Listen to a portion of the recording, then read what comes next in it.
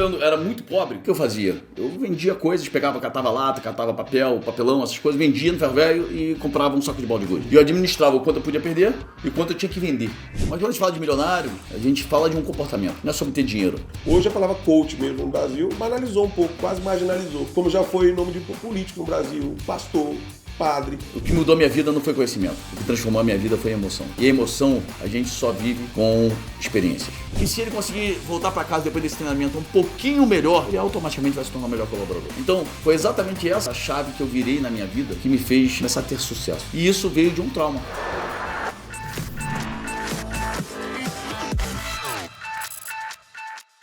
Meu Deus do céu, deu pra perceber que o podcast do Balaio hoje, ele já tá inteligente porque não tem o divã.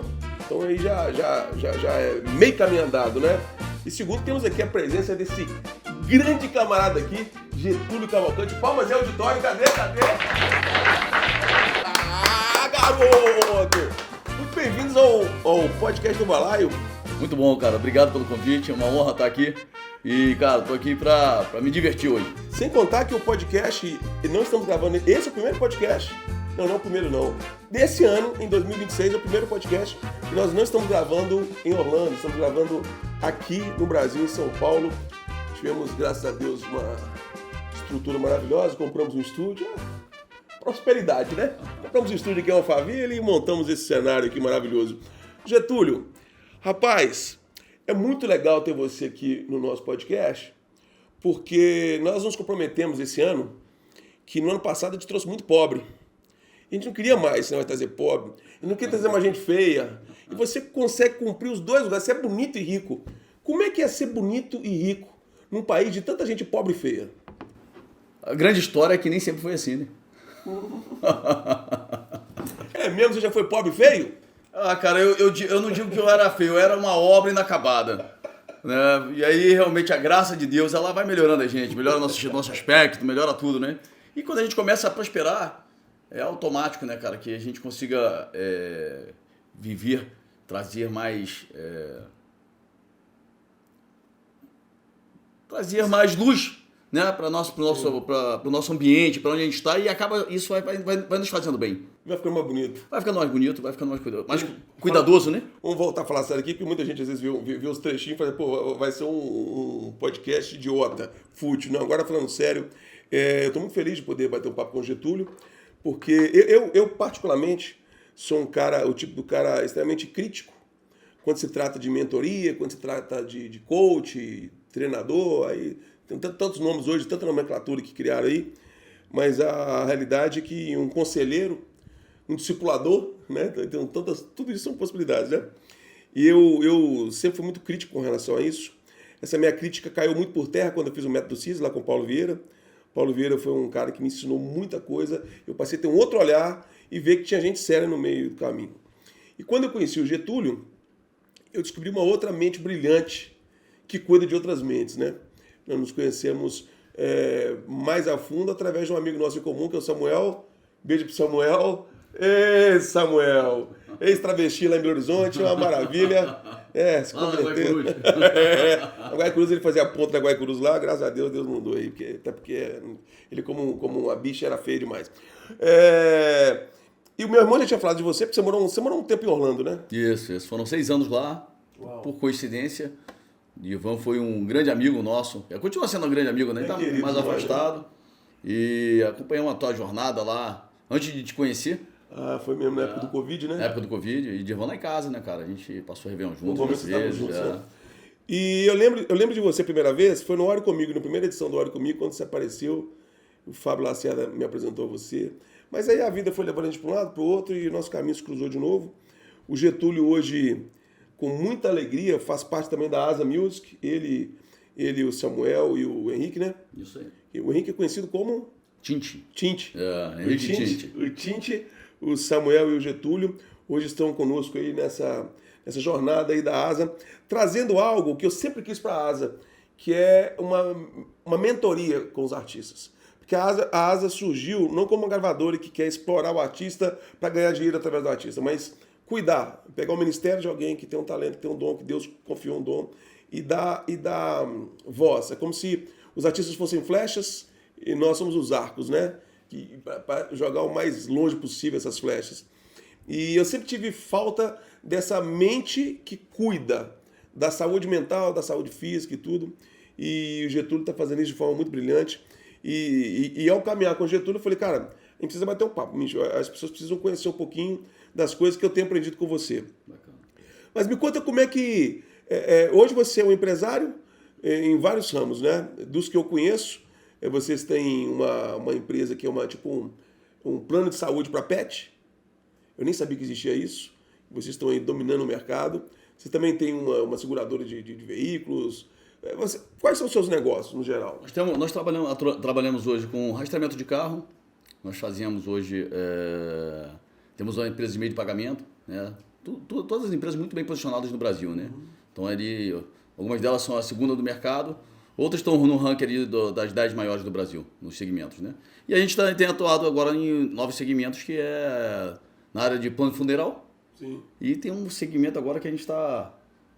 Para quem me conhece vai dizer que eu sou doido de ter entrado, mas é a Rasa Music, né, cara? É a música, porque eu não sou ruim de bater palma em aniversário. Você desafinado até para bater palma. Até para bater palma, né? Então, para quem já sabe, até 2 anos atrás, a minha voz só tinha um tom.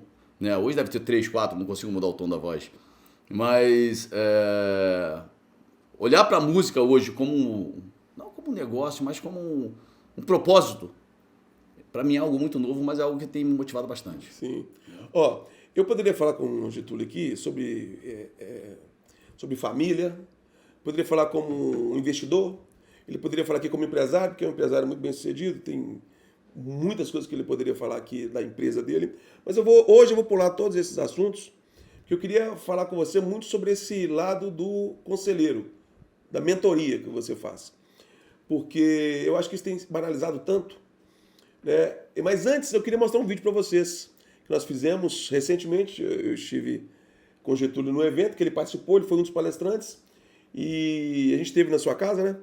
E olha um pouquinho, me chamou muita atenção aquela conversa nossa, que a gente acabou registrando e acabou virando um vídeo que eu queria que vocês assistissem, para vocês entenderem um pouquinho como esse cara aqui pensa. Dá uma olhadinha.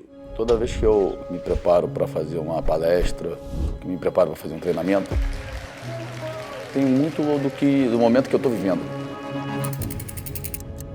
Eu procuro encaixar coisas que eu tenho vivido e que tem me tocado naquele momento. Ambiente de trabalho, possibilidade de crescimento, orgulho para quem trabalha, pertencimento e dinheiro. Estão mudando, estão transformando a minha cabeça, a minha vida. Sucesso. E aqui os passos estão mudando, agora. As ferramentas que eu tive para poder mudar a minha vida é a ferramenta que eu levo para os outros. E isso tem impactado. Foi completamente transformador. Foi transformador. Foi esclarecedor. O palco para mim nunca me envaideceu, eu nunca tive no palco por vontade, eu nunca desejei. Pelo contrário, como eu era gago, eu sempre fugi do palco. O respeito pela plateia e pelas pessoas que estão ali só me faz lembrar assim, vou fazer com que o tempo deles vale a pena. Pode ser que nem todo mundo dentro da tua empresa vai ficar contigo. Opa! Sensacional! É interessante que você fala coisas nesse vídeo aí que me marcaram muito. Tipo, eu falo as coisas que eu tô vivendo. Eu quero dar a receita para as pessoas que eu usei. São receitas que eu usei que funcionaram para mim. E é interessante que hoje Getúlio é um homem muito rico. Mas você foi um cara muito pobre. Daqui a pouco eu vou mostrar, se preparem. Tem um vídeo muito legal que você revisitou sua casa, né, de infância. 30 anos depois. 30 anos depois, você foi criado, um negócio assim, né? Uma casa quando você foi criado. Saí de lá com 15 anos de idade. Você era com 15 anos de idade. Vocês vão ver, pelo esse vídeo que você acabou de ver agora, deu pra você entender, ele filmou na casa dele. Você viu que é uma casa bonita, cara, né, um cara bem sucedido, mas vocês vão ver que nem sempre foi assim. E o Getúlio conseguiu dar muito certo, como marido, como pai e como empresário, enfim. E ele tem no coração dele um desejo muito grande de passar essa receita para que outras pessoas também alcancem isso. Como é que surgiu esse desejo de querer compartilhar o seu sucesso com os outros? Porque a maioria das pessoas que são bem-sucedidas, elas querem se destacar e serem... Mas você não, você quer que as pessoas caminhem pela trilha que você seguiu também. Talvez eu queira até me apagar um pouco para deixar com que as outras pessoas brilhem também, né? Interessante porque a minha vida toda, comecei a empreender muito cedo, tinha lá 15 anos de idade quando eu montei meu primeiro negócio. Na verdade, eu saio de casa, vou viver na casa dos outros, né? Saí de casa com 15 anos, logo depois que minha mãe faleceu. E aí, nesse momento, eu começo a fazer negócio. E, cara... Com que idade? Com 15 anos. Uau. E aí eu começo a fazer negócios.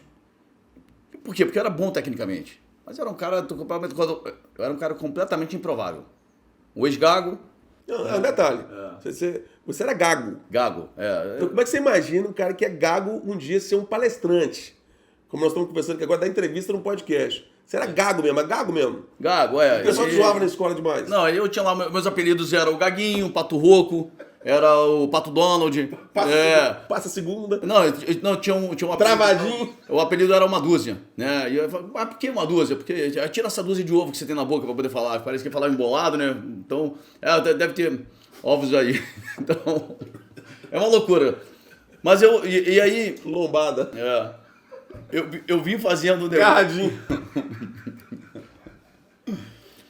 Eu vim fazendo negócio. Dá vontade de continuar. E eu aprendi a ganhar, aprendi a...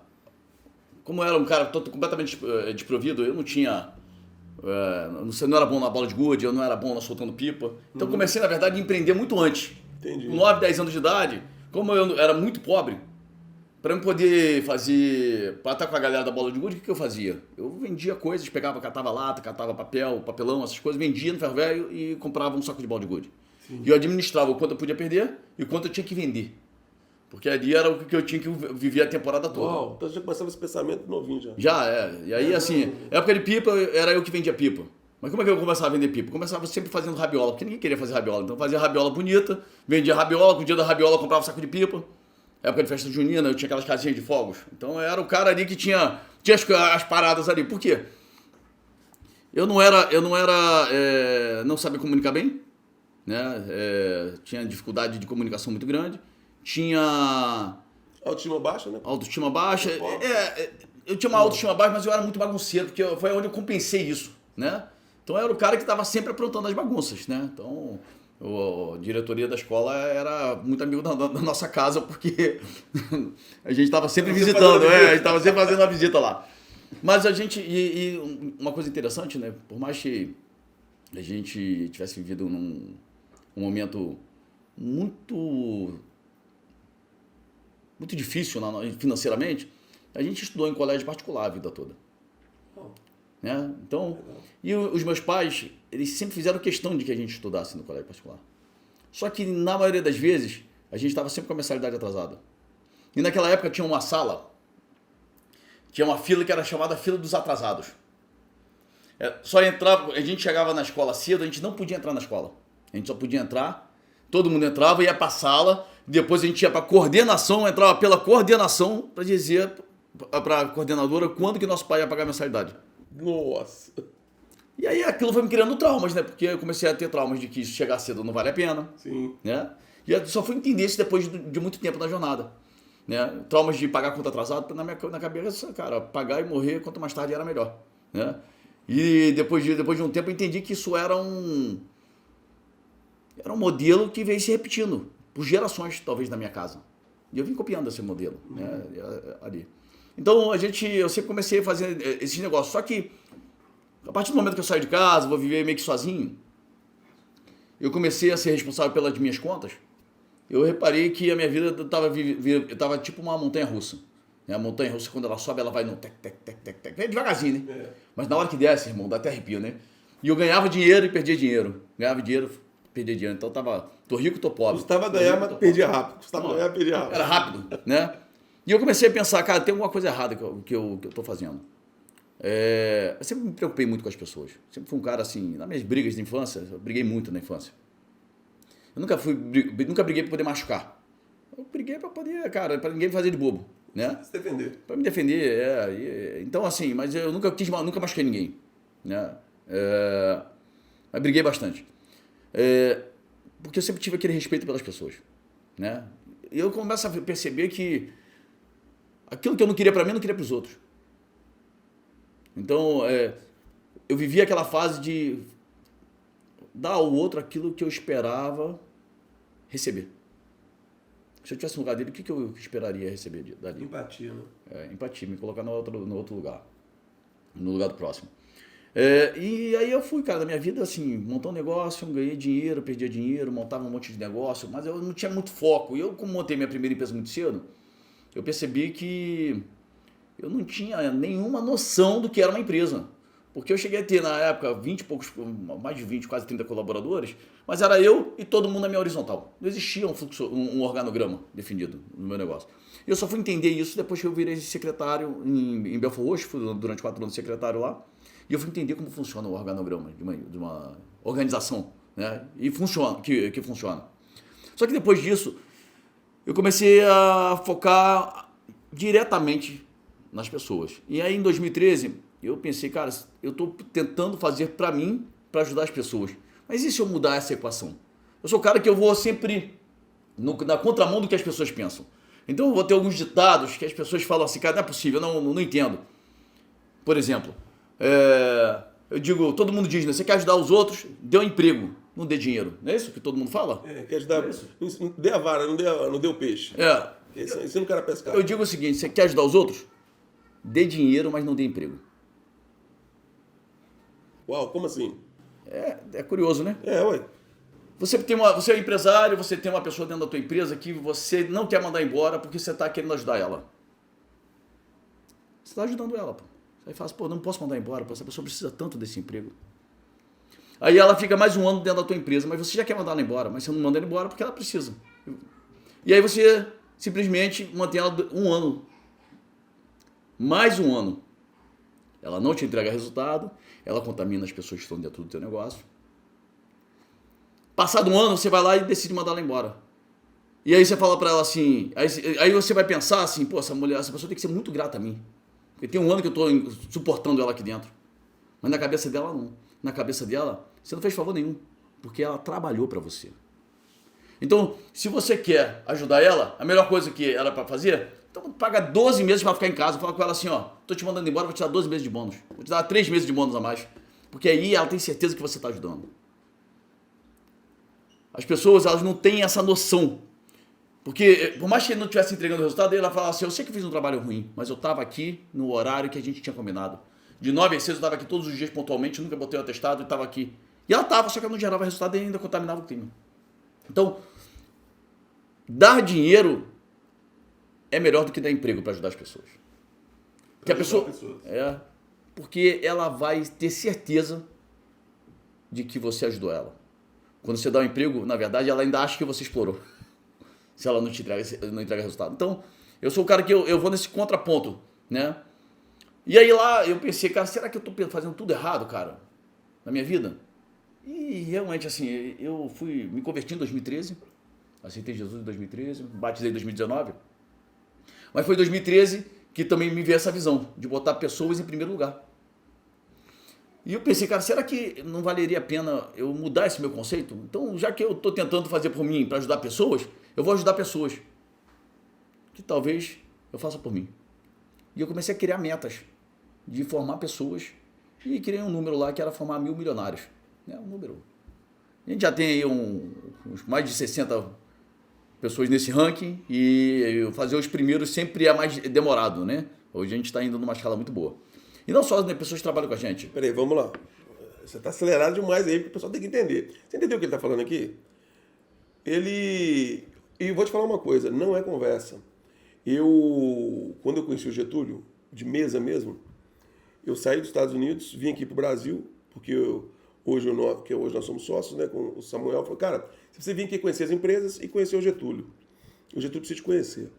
E quando a gente teve o tempo de mesa, eu estava na empresa e eu resolvi andar na empresa. Eu fiquei 2, 3 dias rodando e conversando com as pessoas. São muitos funcionários, muita gente. E me chamou muita atenção isso. O cuidado que a empresa tem com as pessoas. O jeito de lidar com as pessoas. Eu realmente percebi que as pessoas se sentiam acolhidas, se sentiam protegidas. O colaborador ali, o funcionário. Então é uma coisa que realmente eles vivem de verdade. O que você está me dizendo é que nessa época que você começou a ter essa visão de ajudar, você quer se ajudar? Ajuda o outro. E você botou na sua cabeça de fazer 1000 milionários? 1000 milionários. 1000 milionários? É. E desses 1000 milionários você já conseguiu fazer 60?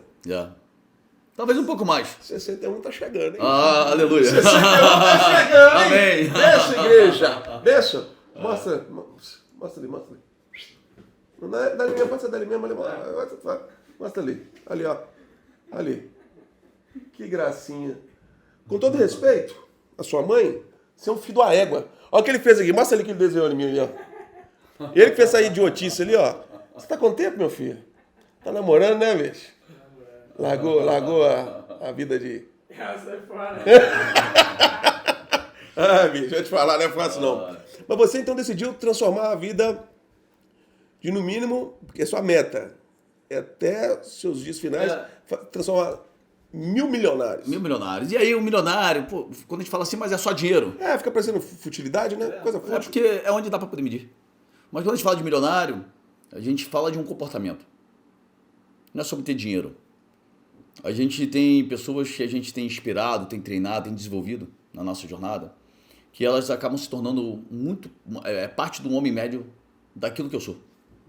Né? No modelo familiar, no modelo comportamental, no modelo empreendedor. Porque a gente acaba cuidando dessas pessoas no dia a dia. Então, na hora que elas têm lá os desafios delas, elas acabam recorrendo a gente. E a gente passa um pouquinho da nossa jornada. E aí, talvez essa seja o grande desafio, né? O que é o papel do mentor, né? O mentor ficou realmente assim, hoje... Banalizou um pouco. Né? Hoje o cara abre uma garrafa e tem uma mentoria para poder abrir garrafa. Né? Mentor é o cara que passou pela jornada. Né? O mentor é o cara que tem que ter passado por uma certa jornada para poder mentorar alguém. Não é alguém que tem técnicas. Ele não tem como aconselhar se ele não viveu. Não tem, cara. Assim, tem. Mas tem outro nome para isso. Não deveria ser mentor. Tá? Não deveria ser mentor. Mas o que a gente faz hoje, então, a partir desses números, né? Eu comecei a criar algumas ferramentas daquilo que fez sentido para mim. Eu tive um dos maiores desafios da minha vida foi em 2015, né? Quando a gente estava totalmente... Compramos um negócio, então eu não tive cuidado jurídico, absorvi um prejuízo multimilionário, né, na época de mais de 15 milhões de reais. Mais de 30 milhões de prejuízo? Mais de 15. Eu paguei mais de 30, porque muita coisa eu paguei na justiça. Cheguei a tomar 2.000 processos no ano de 2015 e 2016. Uma parte deles no meu nome. Paguei sentença trabalhista de gente que tinha sido condenado por condenação de 2011, mas minha empresa foi criada em 2013. Essas loucuras do Brasil. Mas ali teve uma falha minha, jurídica de proteção, então acabou que eu absorvi tudo. Mas ali foi um dos maiores desafios que eu vivi na minha vida, né? De como fazer para poder pagar essa dívida toda e... deixar o meu time reunido, né? E aí eu criei um propósito de cuidar e de sanar todos esses problemas que foram causados a partir dessa aquisição. E foi nesse momento que eu mais cresci. Onde eu comecei a entrar na jornada de treinamentos, comecei a participar dos grupos de mastermind que estavam acabando de ser criado, né? Eu participo do segundo grupo mais antigo de Mastermind, que é do Rodrigo Cardoso, um cara que me ensinou muita coisa, um cara que foi um mentor mesmo, né, na área de treinamento para mim, e que me desbloqueou o jeito de falar, o jeito de pensar. E, cara, assim, a gente alavancou a nossa vida, né, nosso crescimento depois disso aí foi exponencial. E, na verdade, toda a minha jornada com o nosso time, nossos colaboradores, consultores, amigos, é essa jornada de cuidar das pessoas e ensinar aquilo que mudou a minha vida. Na maioria das vezes, as crenças são muito parecidas. Crenças sobre dinheiro, sobre família, sobre amor. Dê um exemplo de uma crença errada. Uma crença? As pessoas costumam ter... Cara, assim, é muito comum no cabeça. É muito comum as pessoas entenderem assim, por exemplo, ganhar dinheiro dói. Né? É difícil ganhar dinheiro. Cara, talvez não seja tão fácil. Mas existe uma crença que a gente carrega que essa aí talvez seja a principal do cara que é empreendedor. É que as pessoas não estão em busca do resultado. As pessoas estão trabalhando em busca de reconhecimento. Quer ver o negócio?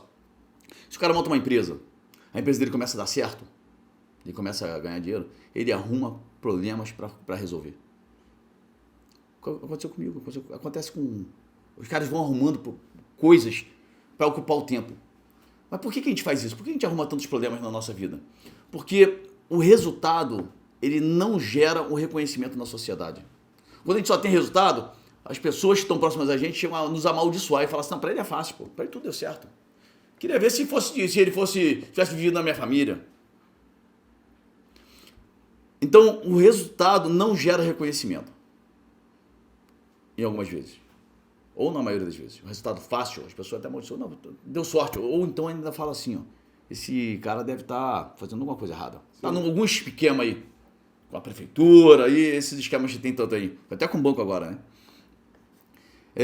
Mas quando o cara não tem resultado, mas ele é esforçado, ele sai de casa cedo, chega de tarde, chega à noite, chega na madrugada, vira à noite, mesmo sem ter resultado, mesmo devendo a todo mundo, mesmo com as contas todas atrasadas, todo mundo reconhece ele como um cara trabalhador. Então, ele sai de casa, ele volta, tá tudo dando errado. Ele arrumou um monte de problema para ele poder administrar. Ele foi trazendo coisas para a mochila dele ficar um fardo.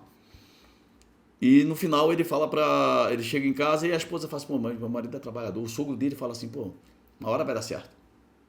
Então ele é reconhecido como um cara trabalhador. Mas quando o cara tem resultado sem, teoricamente, muito esforço, as pessoas não entendem desse jeito. Acham que o cara está fazendo uma malandragem e tudo mais. Então isso é uma crença que faz com que muitos empreendedores procurem o caminho mais difícil. Porque tem muito a ver também com o cara achar que não merece. Tem muita crença disso também. Eu tinha muito isso. Eu não mereço, eu não posso ter isso. Eu não posso, não, isso não é para mim. A maioria das pessoas vive isso também. Por que as pessoas têm esse sentimento de desmerecimento? Ou para merecer tem que sofrer mesmo, tem que... Mas é por isso, porque, sabe que, se a gente for olhar, por exemplo, o que aconteceu no Brasil de, sei lá, 10 anos para cá? Os escândalos que aconteceram no Brasil acabaram com os heróis. Os empreendedores, o Paulo Lema agora está com 61 bilhões bloqueado no mercado americano. Os grandes heróis do Brasil estão todos envolvidos em algum problema gigante. Então os caras olham e falam assim, cara, se eu tiver resultado, é como se eu tivesse envolvido em alguma coisa errada. E na verdade tem como ter resultado sem estar envolvido em coisa errada. Uma pessoa uma vez me perguntou, falou, Getúlio, mas você nunca fez, para poder dar certo, você tem que fazer alguma coisa errada, né? Eu falei, não, eu nunca fiz coisa errada e pelo contrário, eu fui corrigindo o erro dos outros. Então, até a crença do merecimento, ela é uma crença muito comum e não é só sobre... Ontem vivemos uma imersão e uma pessoa veio falar para mim, pessoa bem sucedida, e veio falar para mim que eu estava com o nome com restrição. Pessoa, um negócio grande, mas estava todo o nome dos filhos. E eu falei, uma das coisas que faz com que as pessoas tenham um nome sujo é que as pessoas que não sabem dizer não para os outros. O cara que não sabe dizer não, o nome dele fica sujo por quê? Porque quando o nome dele está limpo, alguém pede para ele poder comprar alguma coisa no nome dele, pega um dinheiro emprestado para mim, me empresta teu cartão, ele não sabe dizer não. Agora quando o nome está sujo, não foi eu que sujei meu nome, porque eu já tive nome sujo. Né? E aí a pessoa pergunta e fala assim, não, cara, não tem como, meu nome está sujo. É mais fácil dar a resposta do que dizer não.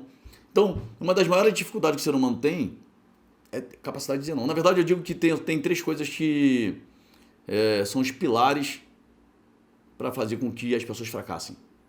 Se você quer construir, se o fracasso tiver uma sustentação de 3 pernas, uma delas é não saber dizer não. As pessoas fracassam porque tem dificuldade de falar assim, isso aqui eu não quero. E dizer não para coisa fácil, para coisa ruim. Na verdade, dizer não para coisa ruim é fácil. Pô.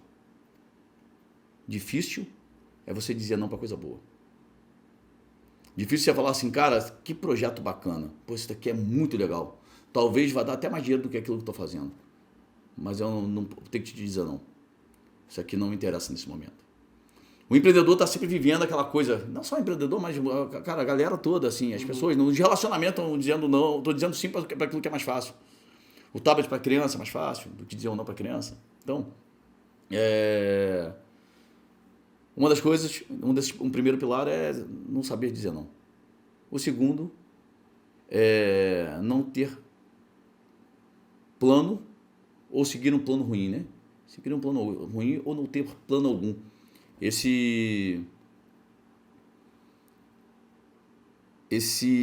Tem tantas pessoas, cara, e essa aí é o maior lema dos empresários, né? Os caras começam a empreender, eles fazem um plano e seguem um plano que se tudo der certo vai dar errado. Ele não faz conta, ele vai na vida louca, e se tudo dá certo, deu errado. Esse cara planeja ou não planeja nada, ou faz um planejamento ruim, e vai seguir ele. Não tem como dar certo, né?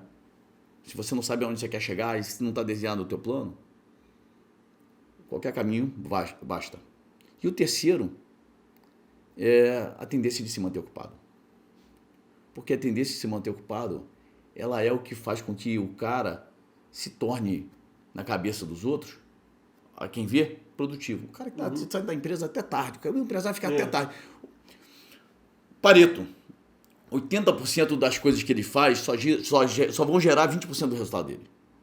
Mas ele está lá se ocupando, por quê? Porque ele está buscando essa história do reconhecimento. Sim. Então a gente volta no princípio da conversa.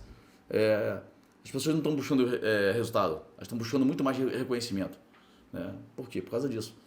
Então, eu não lembro onde a gente estava aqui agora, mas Você está falando das três questões aí que não, então as três são essa, né, cara? Que é essa de não saber dizer não, seguir um plano ruim ou não ter plano algum e a tendência de se manter ocupado. Você vai pegar as pessoas que fracassam na vida, elas estão passando por essas três fases.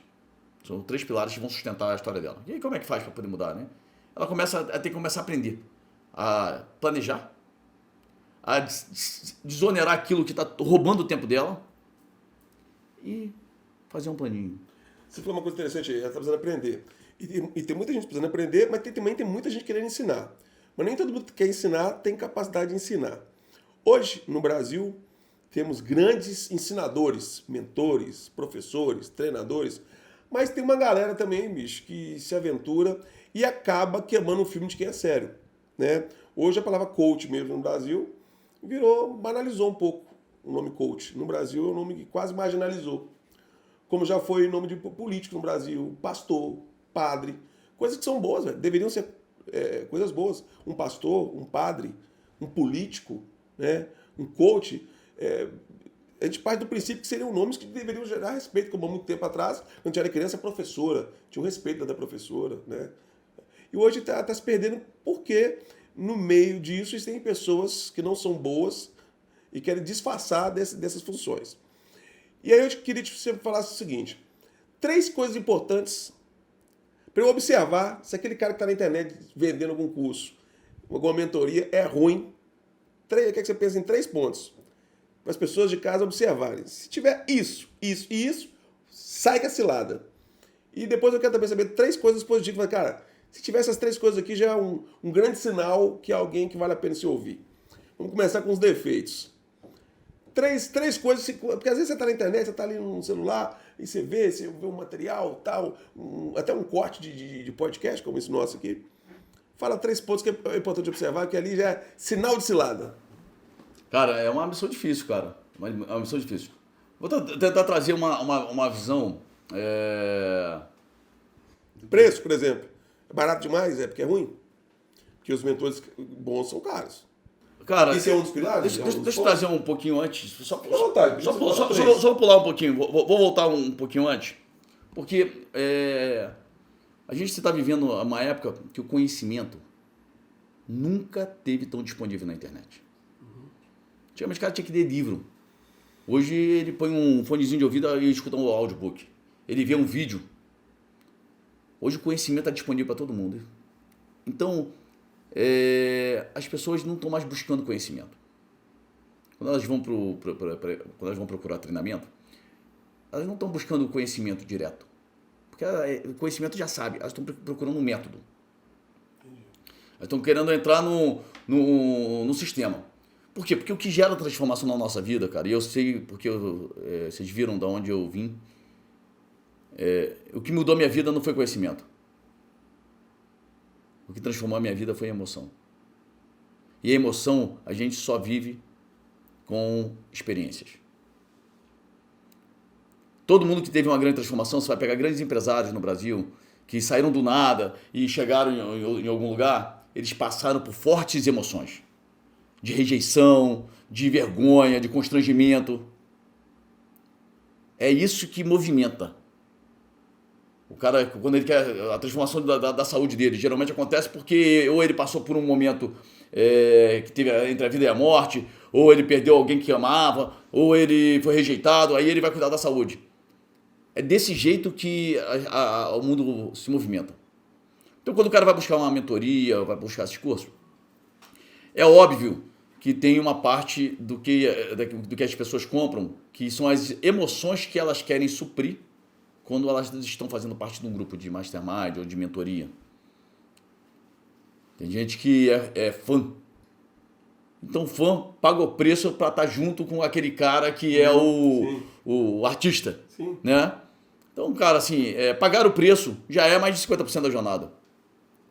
E tem uma coisa na psicologia que diz, né, que toda vez que nós tomamos uma decisão, e essa decisão depois, por mais que a gente tenha escolhido de forma e tenha percebido que foi uma decisão ruim, tudo que a gente faz a partir dali é para justificar que nós tomamos a melhor decisão. Então eu já saí de negócio, por exemplo, que eu falei assim, cara, você quer comprar então minha parte? Então tá, nem assinei papel, tomei uma volta. No final eu falei, mas foi melhor porque a minha vida melhorou depois disso, mas talvez a minha vida ia melhorar depois se eu não tivesse tomado essa decisão também. Mas você está querendo justificar a sua decisão. O tempo todo. Entendeu? Por exemplo, lá atrás eu fiz esse negócio mal feito. Mudou a minha vida, né? Porque eu tive que correr para poder pagar. Mas talvez se eu tivesse tomado cuidado, eu poderia estar ainda além. Então, mas eu falo para todo mundo que aquilo foi exatamente o que me gerou a emoção suficiente para falar quem eu preciso me tornar para poder pagar essa dívida. Que foi o pensamento que eu tive. Quem eu sou hoje, naquela época eu pensei, quem eu era incapaz de pagar uma dívida dessa. Então, quem eu tinha que me tornar? E eu fui atrás disso. E eu fui buscar em pessoas aquilo que eu não sabia. Por exemplo, o próprio Rodrigo Cardoso, que eu falei para você, ele era treinador. Ele é treinador até hoje, né? Ele é palestrante. E eu fui aprender com ele coisas que eu não sabia. Mas olha que interessante. Eu também fui ensinar para ele as coisas que eu sabia sobre negócio. Então, quais são os pontos principais, né? Quando você olha assim, tem gente que está te vendendo, está vendendo. É muito fácil quando a gente entra no palco como treinador e aí a gente fala para os caras assim, fecha seus olhos e agora aí a gente entra, faz o cara entrar naquela visualização e daqui a pouquinho quando o cara abre o olho tem um número escrito lá. E esse número, geralmente de 6 dígitos, às vezes até de 7 dígitos, fala que vai mudar a sua vida. E na emoção você vai lá e compra. Pô. Depois que você compra, você toma aquela decisão. Foi o melhor negócio que eu fiz da minha vida. Talvez o que as pessoas tiveram nesses lugares só precisavam restaurar o casamento deles. Aí pagaram esse preço e falaram assim, cara, mas valeu a pena porque eu restaurei meu casamento. Ele está justificando a decisão dele, né? Tá criando ali, mas talvez tivesse em outros lugares que não precisava ter moído o patrimônio dele. Então, todo mundo é uma forma genérica demais de falar, mas tem muita gente que está aproveitando o boom daquilo que as pessoas dizem que se tem alguém pagando é porque vale o preço. Sim. E aí, isso é o que eu mais escutei no mercado durante anos, né? Os últimos anos. O pessoal fala assim, cara, mas vale uma mentoria? Pô, 200, 300, 500. Aí o pessoal fala, mas tem alguém pagando? Se tem alguém pagando é porque está valendo. Sim, mas recentemente teve uma polêmica aí de uma moça que estava sendo mentorada por um casal, parece, e que ela falou, eu não achei que vale tanto, a mulher ficou brava lá, palestrante, então eu vou tirar, você fica sabendo desse caso? E é complicado. Mas ele, no caso, aí uns dizem também que a menina fez para provocar mesmo, para poder aparecer. O que você pensa desse tipo de situação? Cara, ali foi uma coisa, eu acho que foi eu vi uma certa inocência das duas partes, você acredita nisso? Você acredita? Porque eu acho que a menina falou para poder provocar, tipo assim, ela já tinha comprado, e ela queria, tipo assim, para justificar na cabeça dela que ela pagaria um valor lá, a mais, e talvez aquele número fosse muito grande para ela, mas ela já tinha comprado a ideia. Ela queria ter um pouquinho mais Estímulo. de estímulo. Ela queria ter. Ela estava ali, tipo, na cabeça dela, o sabotador dela estava ali dentro, ali, querendo ter mais resposta para não sabotar ela na compra. Acho que foi isso. Só que a comunicação, ela não é bilateral. As pessoas acham assim, a comunicação é o que eu falo, não é só o que eu falo, é o que o outro entende. Não, a comunicação é só o que o outro entende. Então a comunicação é unilateral. Só que do outro lado, no palco, tinha uma menina, uma jovem, que ouviu aquilo de um jeito afrontoso. E, cara, aconteceu o que aconteceu, assim, são pessoas conhecidas, queridas, e que construíram, ajudaram muitas pessoas a se transformar. Ajudaram realmente, né? Então, assim, eu acho que houve ali, talvez tenha sido uma certa ingenuidade ali dos dois ali, né? Por mais que, mas a menina, a mentora que estava lá, talvez ela tenha tido, tem a oportunidade, tem mais experiência. Cara, mas é assim mesmo, né? Se a gente for pegar os cortes aí das grandes referências do país, todo mundo tem um dia ruim. E isso é um papel do empreendedor de sucesso, do empresário, e aí muito mais de quem está exposto na mídia, né? Um dia ruim pode destruir uma carreira. Sim. Né? Então, assim, esse é um cuidado que todo mundo tem que ter. Mas agora, sobre os 3 pontos, né? Principal ponto, que eu acho que é o cara, assim,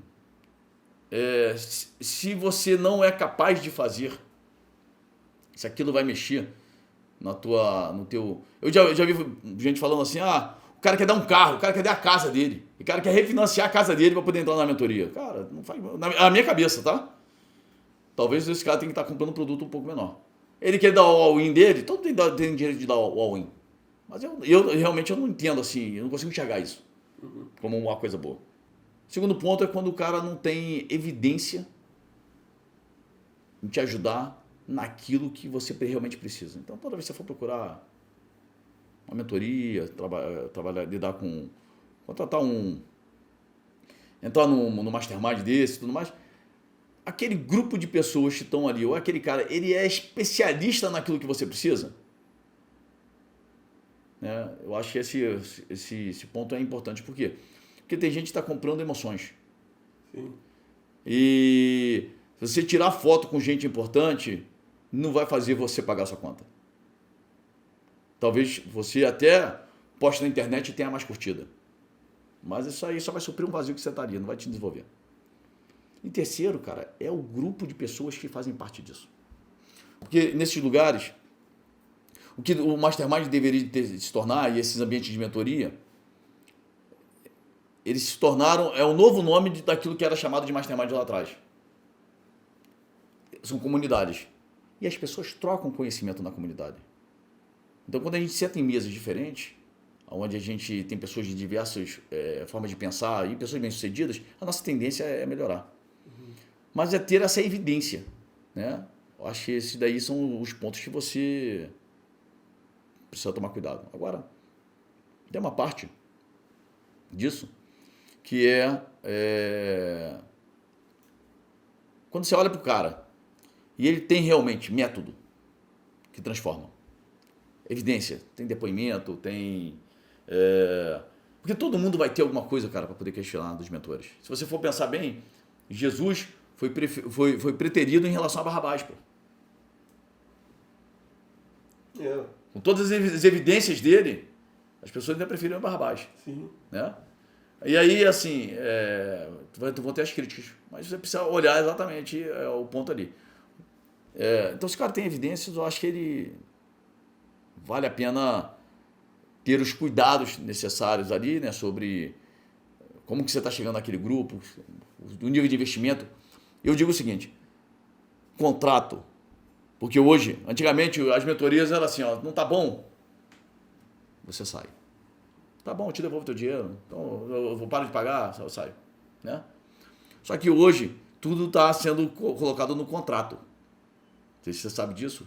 Hoje, as mentorias aí são feitas em contrato, registrado e bonitinho. E custa caro sair. Então, se você se decepcionar no meio do caminho, custa muito caro sair. Então, todo contrato, não é só contrato de mentoria, todo contrato que você entrar na sua vida, a principal pergunta que você faz não é se der certo, é quanto custa sair dele. Toda vez que você entrar no contrato, é quanto custa eu sair desse contrato? Quanto que eu vou gastar para poder sair desse contrato se der errado? Porque se der certo, o contrato nem serve de nada. Os contratos são feitos Se der errado. para se dar errado. Então, até 3 anos atrás, 2 anos atrás, 3 anos atrás, a maioria desses contratos, inclusive de mentoria, eram feitos, cara, quase que no boca a boca, era um contrato formal. Hoje tem todo um departamento jurídico por trás. Para poder evitar que o cara cancele.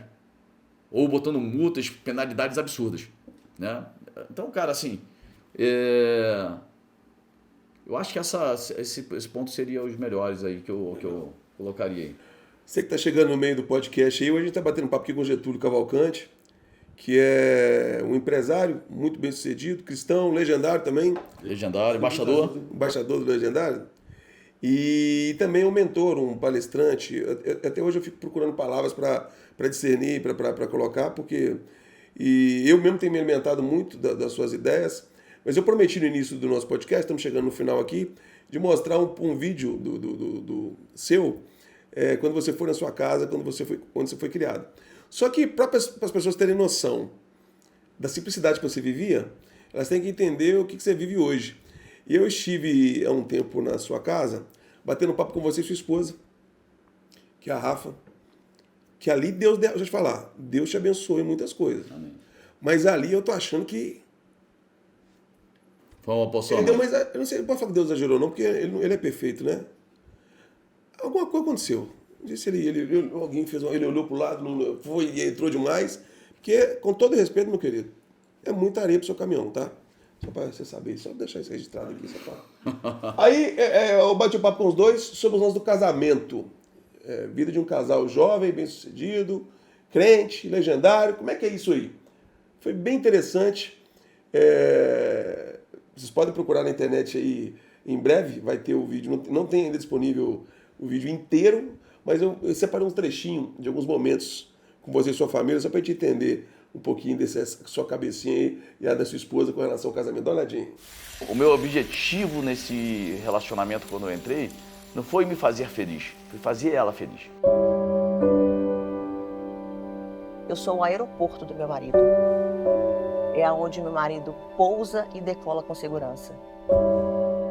Pra amanhã ele falar assim, amor, preciso ir para os Estados Unidos, amor, preciso ir para Belo Horizonte. Eu falo, vai, amor, vai, porque aqui tá tudo bem.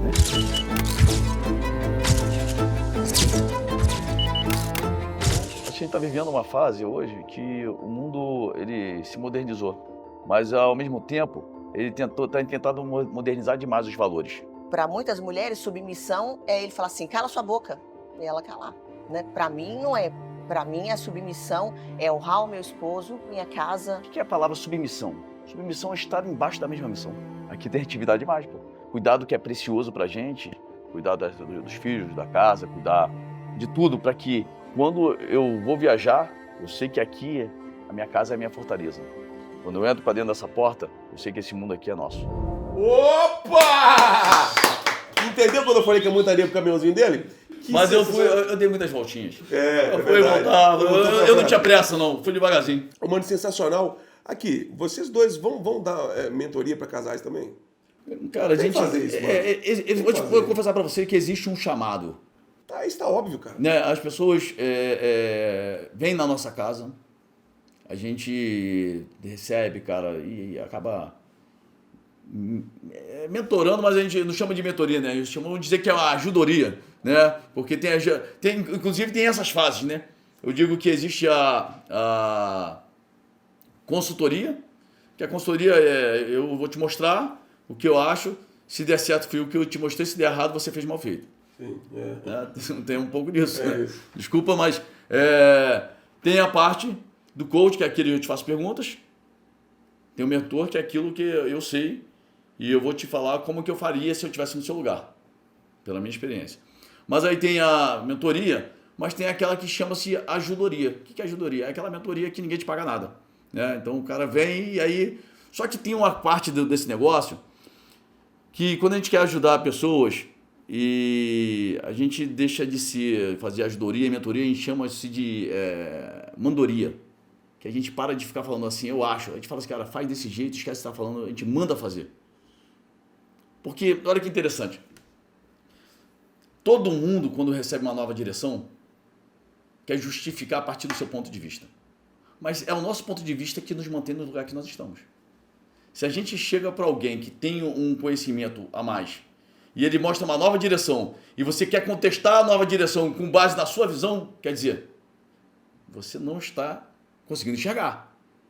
E faz sentido. Então, por isso que nesse momento é a hora da gente mandar fazer. Fala assim, então tudo bem. Deixa de lado aqui, mas... Se você sabe, faz o que eu tô mandando. Faz o que eu tô mandando. Aí virou a mandoria, né? Então, eu acho que isso precisava deixar claro para que as pessoas entendessem que existe, dentro até da mentoria, né? Tem ali a ajudoria, tem a mentoria que é hoje produto comercial. E a mandoria. E a mandoria, que a gente manda fazer e que tem dado muito certo. Muito bom.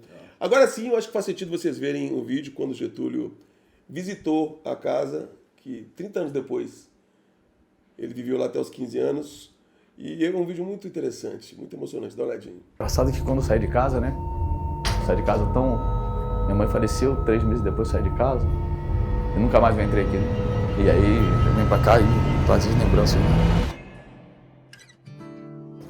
Hoje eu vim visitar a casa que eu vivi até os 15 anos de idade, onde eu passei uma parte da minha infância, minha pré-adolescência. Vai reconhecendo o espaço, o lugar que a gente brincava. E aqui era uma barbearia, né? E tinha um tio meu que morava aqui dentro dessa barbearia aqui. Exatamente esse pedaço aqui. E essas 2 portas eram a nossa casa, né? Lembrar de onde você veio e aonde que você chegou. E todos os livramentos que você já passou. Nem era pra você estar aqui. E ali eu tinha uma lembrança muito forte ali, que foi ali que minha mãe, quando minha mãe falou que estava com câncer, né? E ela estava gaguejando, primeiro sintoma, e comecei a...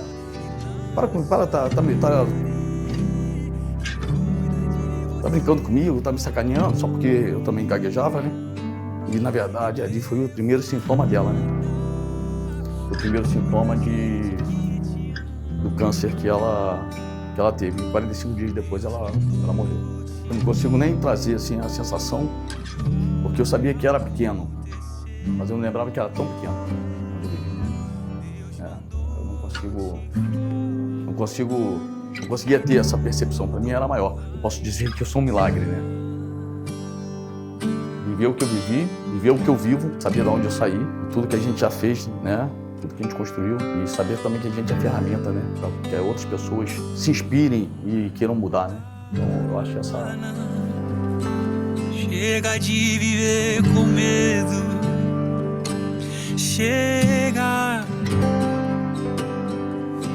de andar por aí de cabeça baixa. Chega... Rapaz, você ficou obviamente emocionado ali, né? Quando você vê ali... Não, eu fico emocionado toda vez que eu vejo. Quando você lembra daquilo ali e vê o cara que você se tornou hoje. Então, gente, eu sei que quem tem sensibilidade para entender sabe que a gente está falando de tudo aqui menos de dinheiro. Nós falamos de grana, de não sei o quê, mas não é sobre isso. Porque hoje você é um cara que teve uma infância tão simples, hoje você pode dar para os seus filhos uma vida de luxo, de muito conforto. Mas você também se preocupa para que outros pais deem para os filhos também o que você tem dado para os seus filhos, né? Em pessoas que se superam. Não só na questão financeira, mas na questão pessoal também, no casamento, espiritual, inclusive. Como é que você se sente, assim, velho, quando você vê esse tipo aquele dia que você foi ali e vê o que se tornou hoje? O que é Deus nisso aí tudo na sua vida? Não, Deus só refraseando, né? Deus é tudo na minha vida, né? Então, mas o interessante é que eu estou lançando um livro agora, Como Cuidar do Seu Time, né? Que é o que a gente faz dentro da empresa. Muito bem, inclusive. E aí, quando a gente começa a lidar com as pessoas dentro do nosso ambiente, eu descobri que na hora que eu levei o livro para a editora, para ela poder analisar, e ela foi fazendo algumas perguntas, para entender de onde saiu aquela coisa toda, eu fui reparar que era um trauma meu. Eu tive um problema com meu pai, fiquei 10 anos sem falar com meu pai. Saí de casa com a roupa do corpo, com 15 anos. Eu tô sem falar com meu pai tem uns 13 anos, mano. Que loucura. Ele morreu. Desculpa. Ele morreu, não dá pra falar mais não. Desculpa, pode voltar. Eu fiquei um pouquinho mais sem falar com minha mãe. Morreu também. Olha só, quanto que esse podcast vai. Como é que eu lembro esse podcast? No meu caso tem 31 anos, pelo amor. 30 anos que você não fala com sua mãe. Tem 31 anos. Minha mãe tem 16 anos que eu não falo também. Aí, ó, que loucura, né? Desculpa, voltando lá, você ficou 10 anos sem falar com seu pai. Engraçado que às vezes ainda sinto saudade, cara, depois de 31 anos. Nossa, É loucura. Todo dia. De Porque verdade. a minha mãe foi a referência que eu tive de empreendedorismo. É mesmo? Porque meu pai trabalhou. Trabalhava no centro, a gente morava em Nova Iguaçu e meu pai trabalhou no centro do Rio a vida toda. 40 quilômetros todo dia, 2 horas e meia de trânsito para poder chegar. 2 horas e meia de trânsito para poder voltar para casa. Então ali só ali são 5 horas. E eu acredito que os ambientes que ele trabalhou foram ambientes que eram ambientes do que existe de mais tradicional no mercado hoje. Empresas usarem pessoas para terem resultados. E tudo que eu comecei a fazer na minha vida foi ao contrário. Usar empresas e os meus resultados para melhorar a vida das pessoas. Uau. Foi exatamente isso que eu comecei, foi a minha grande virada. Que virou a chave sua. Foi a minha grande virada. E aí quando eu digo que dentro do nosso ambiente de trabalho, eu devolvo para casa uma pessoa melhor do que ela chegou, que o nosso ambiente tem que ser um ambiente de cura, e aí por isso que nós criamos esse termo, né, de empresa curativa, liderança curativa, para poder olhar para que essas pessoas se tornem melhor dentro de casa. A gente faz Alex, a gente faz um treinamento, diversos treinamentos para o time durante o ano. E um deles é para toda a empresa. É um dia de treinamento, começa às 8 horas da manhã e vai até a meia-noite. Na verdade, está sempre estendendo um pouquinho. No ano passado foi até meia-noite e pouco. Passou um pouquinho do horário. E é uma imersão que o objetivo dela não é fazer com que as pessoas se tornem um cara para atender melhor o telefone, um cara melhor para economizar para a empresa, um cara para que ele se torne um melhor vendedor. Esse treinamento não é para isso. Esse treinamento é para que o cara volte para casa um melhor pai, um melhor marido, uma melhor esposa, uma melhor mãe, um melhor filho, um melhor membro da sociedade, o melhor líder da igreja, ou membro da igreja. Porque se ele conseguir voltar para casa depois desse treinamento um pouquinho melhor, ele automaticamente vai se tornar um melhor colaborador. Então, foi exatamente essa chave que eu virei na minha vida que me fez começar a ter sucesso. E isso veio de um trauma. Porque meu pai chegava tarde, cansado. A grana sempre não dava para nada, era muito curta. Uhum. Você viu ali, cara, onde a gente viveu ali, aquilo ali era um botequim, que era uma herança da família, do meu pai, né? E sobrou aquele botequim. A gente fechou a porta. Tomou tudo e abriu espaço. Né? Abriu espaço, levantou uma parede no meio, né? A parede, ela era só até a metade, porque tinha uma lâmpada de 60 watts, que era a mesma lâmpada que iluminava os 2 quartos. Ué? O banheiro, que ali quando eu revisitei lá, o banheiro já tinha sido reformado, né? Mas o banheiro era com aquela porta cortada embaixo e em cima, Que era banheiro de botequim. Então... E morava quem? Você, seu pai, sua mãe? Mais 2 irmãs. A Renata, que é mais velha, e a Roberta, que é mais nova. Um quarto para você e suas irmãs e um quarto para seu pai e sua mãe? A minha mãe, meu pai, minhas irmãs dormiam em um quarto, numa cama de casal, eu dormia numa cama de solteiro e meus pais dormiam no chão. E com esse vão na parede? Isso aí, de um lado... Como é seu pai? Aí tem que perguntar pra ele. Você já ouviu algum barulho uma vez? Não, né? Mano, como é que dá uma bimbada com os filhos ouvindo? Não, mas aí depois a gente vai ficando um pouquinho mais velho, né? A gente vai descobrindo que o filho vai pra escola, né? Vai pra escola. O pai já dava um remédio pra dormir, os meninos iam pagar. Então, eu pensei assim, cara, será que se meu pai tivesse trabalhado numa empresa que valorizasse mais a família das pessoas, sim, eu teria passado por isso tudo? Eu teria sofrido tanto? Então, quando eu mandei esse livro para a editora e a pessoa lá me ligou para poder entender um pouco mais, me fazer umas perguntas sobre aquilo, para contribuir até no livro, ela falou, cara, tudo que você fez na sua vida foi para fechar feridas que você criou na época da sua infância. E eu falei, cara, é realmente isso aí. Né? Obviamente, lá atrás, a gente vivia numa crise tão feia, né? E eu fazia promessas para minha mãe, né? Falava, mãe, quando eu crescer, eu vou ser empresário, vou ser muito bem sucedido e você nunca mais vai passar por isso. O tempo passou, eu me tornei empresário, muito bem sucedido. Não deu para honrar minha mãe em vida, mas eu sei que onde ela está, ela estiver olhando para cá, ela fala assim, meu filho foi lá e cumpriu a palavra dele. Então, é o que eu digo, né? Minha palavra não faz curva, né? Sim. Demorou um pouquinho, ela foi embora, eu tinha 15 anos de idade, mas foi naquele momento ali que eu falei assim, ó, eu não aceito mais viver a vida que eu vivi. Mas você sente muito, pelo que eu vejo, de não poder ter dado para sua mãe, que você poderia dar hoje, né? Ter tido tempo. Pois é, cara, assim, mas aí eu acho que meu espírito de generosidade vem a partir daí, né? Porque aí eu começo a olhar para as pessoas e para as famílias, né? E o que eu posso fazer para poder melhorar a vida delas, né?